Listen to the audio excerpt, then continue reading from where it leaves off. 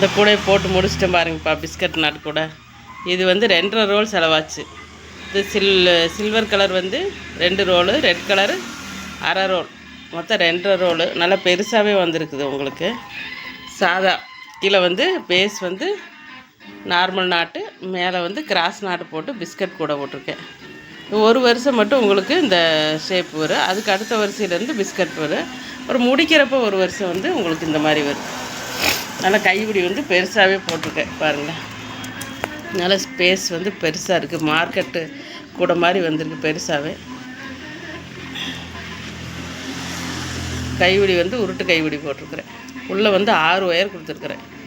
நல்லா கெட்டியாக இருக்கணும். கூடைக்கு தகுந்த கைப்பிடி போடணும்ல, அதனால் பெருசாக போட்டிருக்கிறேன்.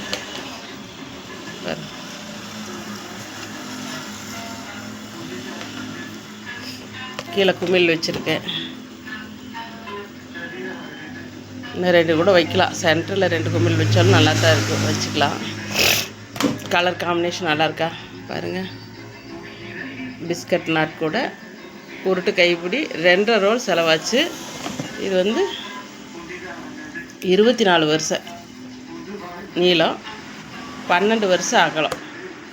4 வயராக எடுத்து, ரெட் கலர் வயர் எடுத்து நம்ம இது வந்து செட் பண்ணி போடுறது பாருங்கள். நல்லா பெரிய குடையாக வந்திருக்கு. 2.5 ரோல் செலவாச்சுப்பா இதுக்கு. கலர் நல்லா இருக்கான்னு பாருங்கள்.